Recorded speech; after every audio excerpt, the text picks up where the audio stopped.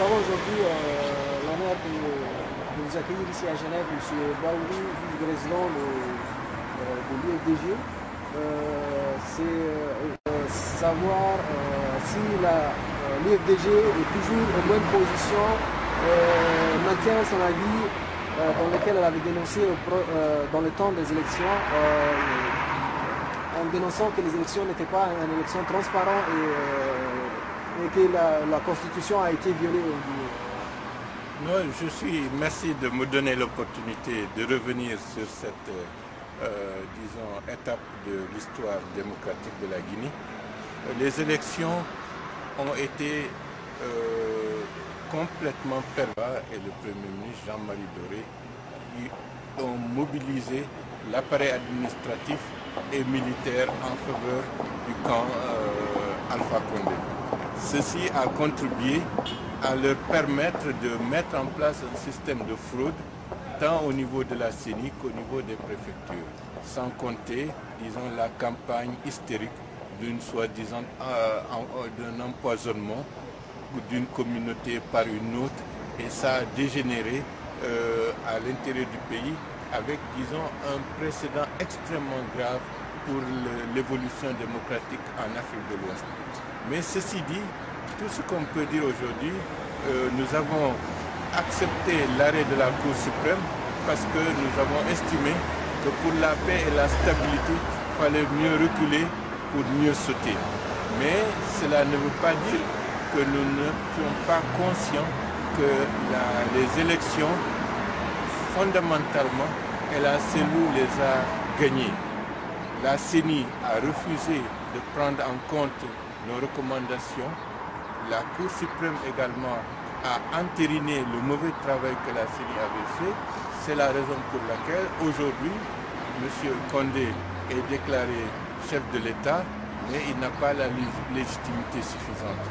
Et avec le recul aujourd'hui, nous nous rendons compte qu'il y avait un deal et de manière bien visible entre M. Condé, M. Sekouba, M. Jean-Marie et d'autres. Et de ce point de vue, ils ont contribué à, disons, à gâcher une chance historique pour la Guinée d'avoir la paix, d'avoir la stabilité, d'avoir des institutions crédibles.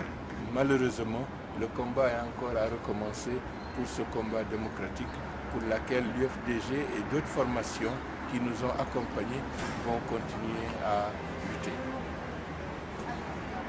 Voilà, nous venons maintenant à notre deuxième question. Nous avons vu que ces derniers temps, les dirigeants de l'UFDG sont très actifs tant au niveau national qu'au niveau international.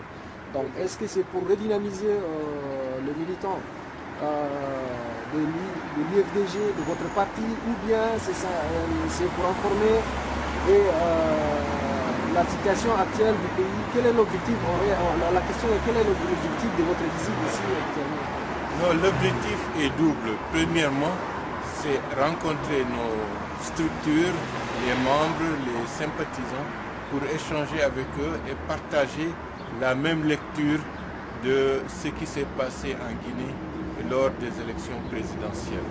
Et en plus, à partir de là, tirer les leçons et le bilan pour rectifier le tir, combler les lacunes et avancer et en remotivant nos compatriotes pour un combat démocratique dont nous savons avec, disons, certitude que le combat se fera de manière beaucoup plus âpre parce que la gouvernance de M. Alpha Condé, loin d'être une perspective démocratique, il s'est toujours rangé dans une dynamique, à mes yeux, qui est fascisante.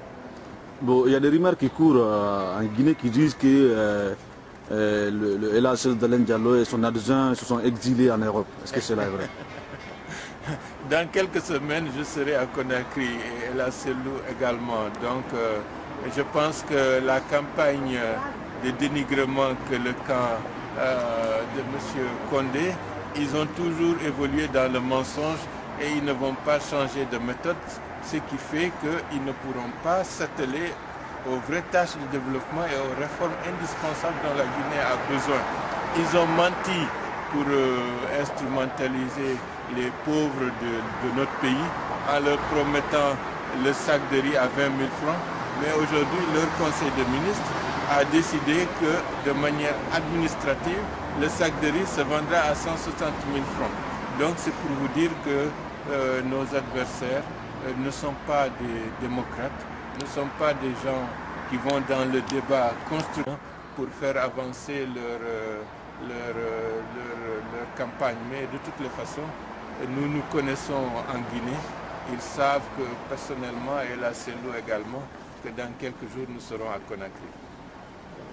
On pourrait constater d'après les nominations qui s'est fait au Guinée dernièrement que le président Alpha Condé commence à s'entourer des gens de sa famille. Donc on pourrait dire que nous ne sommes pas sortis encore du bercail au niveau de la politique de la Guinée, nous sommes toujours dans la dictature. Personnellement, la gouvernance d'Alpha Condé ne m'a jamais étonné. Il a toujours apparu comme quelqu'un de stalinien, de fasciste. Et il a continué à le prouver.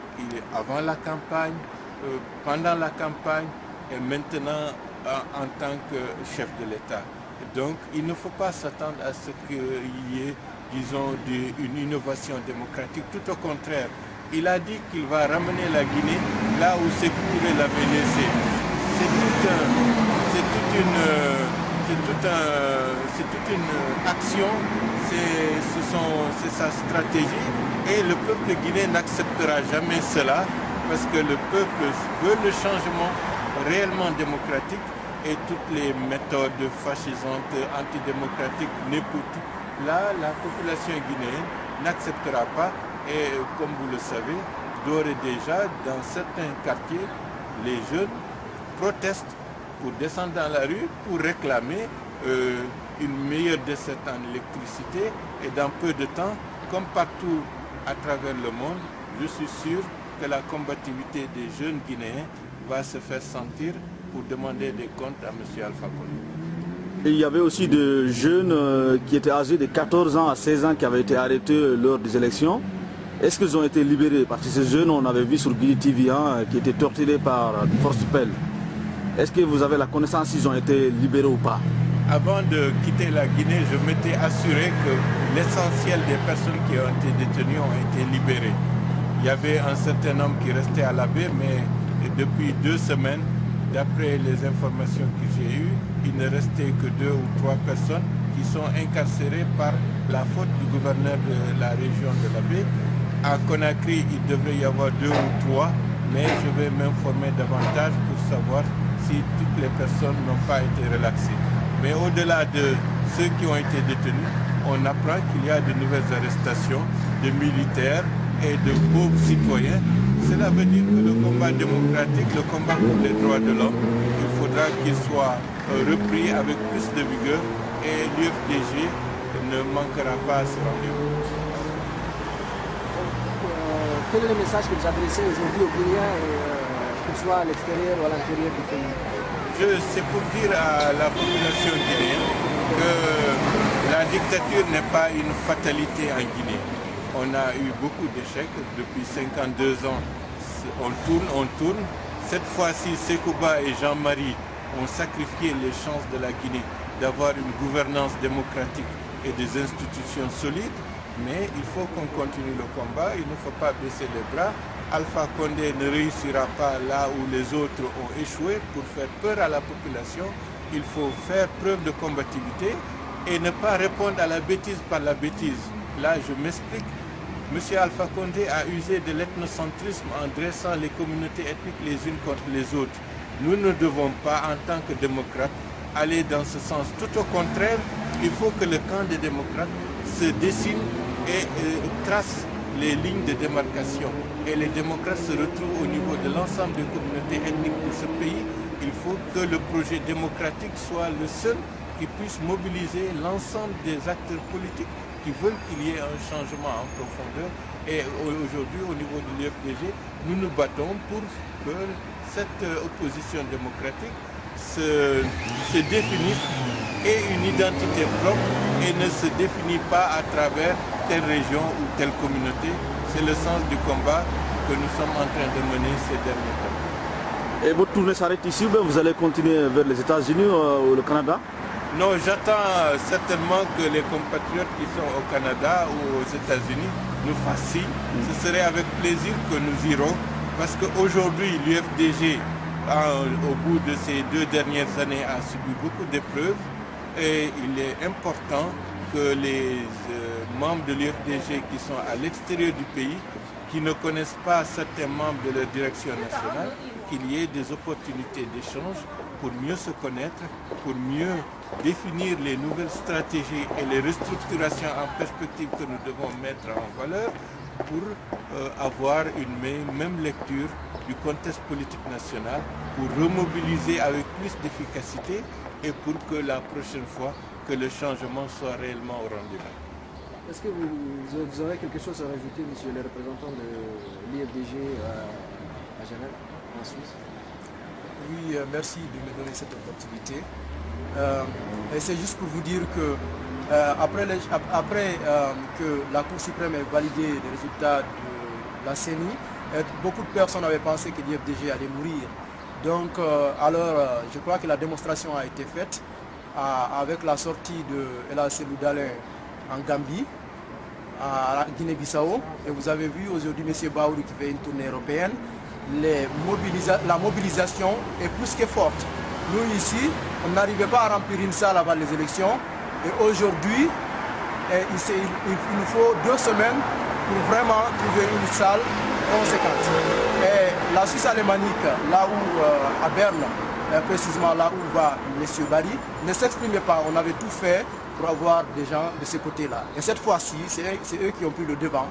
Ils ont sollicité M. Baouri. On ne pouvait pas ne pas faire quelque chose. Alors, l'IFDG vit et vivra.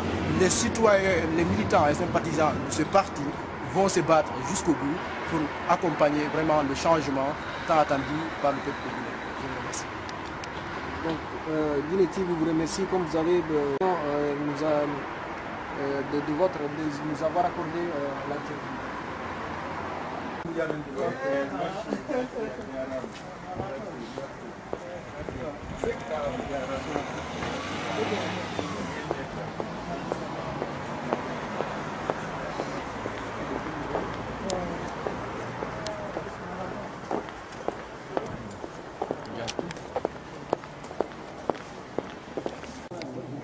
Moi, je vais faire la présentation puisque on est tout le monde.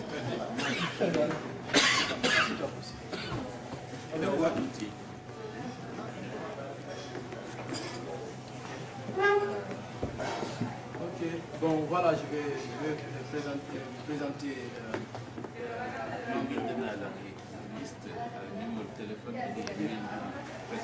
exactement, ok, je vais le faire.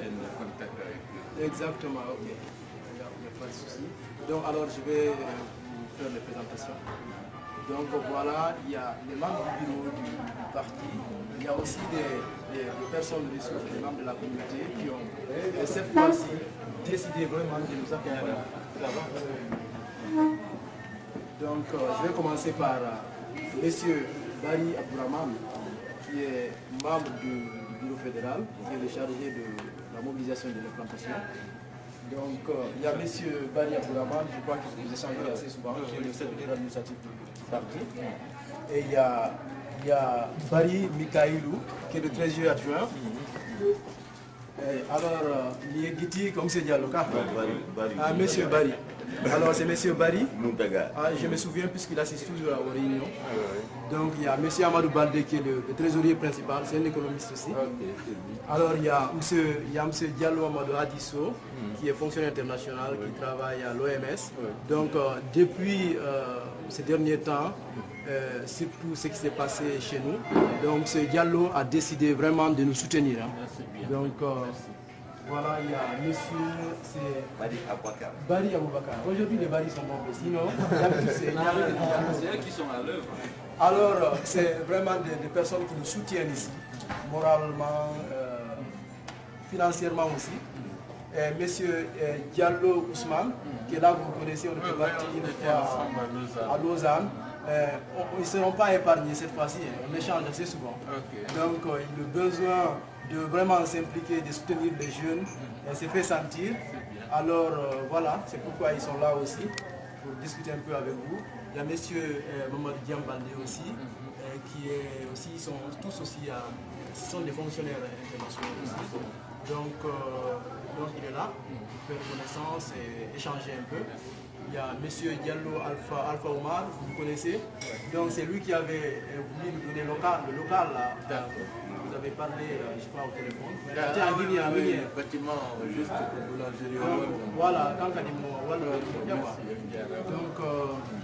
donc voilà, je crois que j'ai fait le tour là. Donc voilà, alors c'est M. Baouri, le premier vice-président de l'IFDG. Vous savez aujourd'hui qu'il est la bête noire des anciennes et actuelles autorités. Alors on veut tout faire pour qualifier M. Baouri comme l'extrémiste du parti.